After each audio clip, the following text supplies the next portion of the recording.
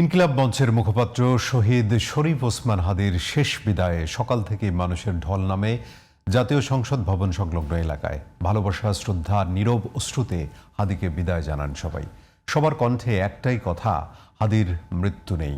দ্রুততম সময়ের শহীদ ওসমান হাদির খুনিদের বিচারের দাবি জানান তারা। মাহি হাসানের রিপোর্টে আরো বিস্তারিত।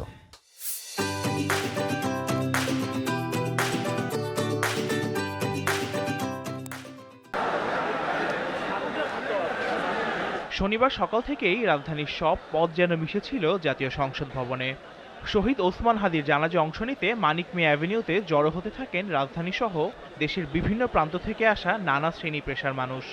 দুপুর হতেই দক্ষিণ প্লাজা ছাড়িয়ে খামারবাড়ি থেকে আসাদ গেট পর্যন্ত পুরো এলাকা পরিণত হয় জনসমুদ্রে।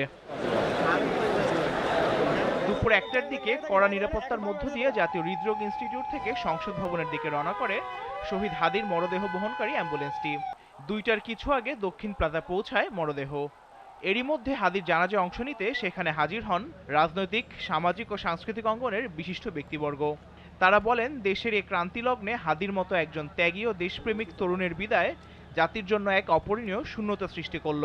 যারা গণতন্ত্রের পথে বাধা হয়ে দাঁড়াতে চায়, যারা নির্বাচনকে বাধাগ্রস্ত করতে চায়, এদেশের গণতান্ত্রিক উত্তরণকে যারা বাধাগ্রস্ত করতে চায়, কণ্ঠকাঠিন্য করতে চায়, তাদেরকে আমরা সমুচিত জবাব দেব গণতান্ত্রিক উত্তরণের প্রক্রিয়াকে সহজতর করে। তাহলেই শহীদ ওসমান হাদির রক্তদানকে, আত্মত্যাগকে আমরা সম্মান জানাতে পারবো।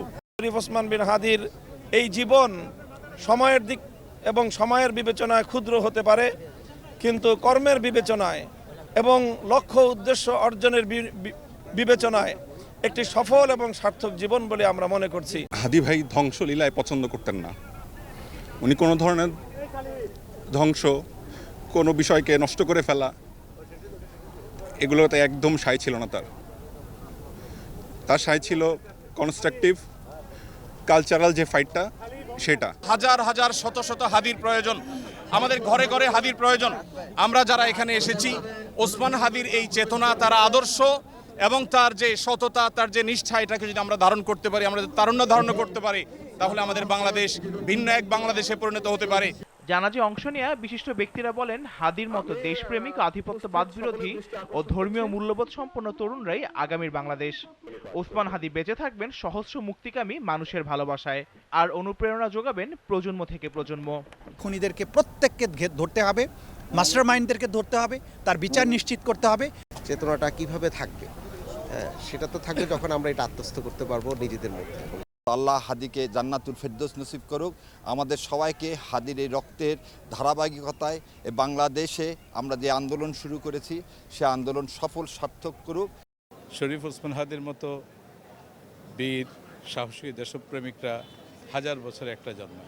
আমাদের হয়তো আরও লম্বা সময় ওয়েট করতে হবে হাদির মতো একজনকে পাওয়ার জন্য। রাজধানী ঢাকা ছাড়াও দেশের বিভিন্ন জেলা থেকে জানাজায় অংশ নিতে ছুটে আসেন সাধারণ মানুষ।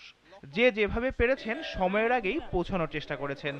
তারা বলছেন, হাদির স্বপ্ন বাস্তবায়নে গড়ে তুলতে হবে ইনসাফ ভিত্তিক বাংলাদেশ। উনি যে আদর্শে শিক্ষা দিয়েছেন, ওই শিক্ষায় উজ্জীবিত হয়ে আমরা আশা করি আমাদের দেশ পরিচালিত হবে।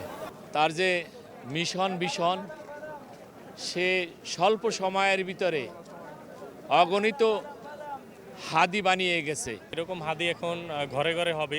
শহীদ ওসমান হাদির আদর্শ অনুপ্রাণিত হয়ে আগামী রাষ্ট্র বিনির্মাণে সকলকে ঐক্যবদ্ধভাবে কাজ করতে হবে বলে মনে করেন সাধারণ মানুষ।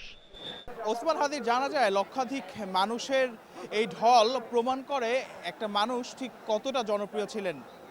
এখানে জানাজায় আগত মানুষের প্রত্যাশা, ওসমান হাদির অনুপ্রেরণায় অনুপ্রাণিত হয়ে পরিচালিত হবে আগামীর বাংলাদেশ, আর প্রতিষ্ঠা হবে ইনসাফের এক বাংলাদেশ। Mahi Hasan, GTV news, Dhaka.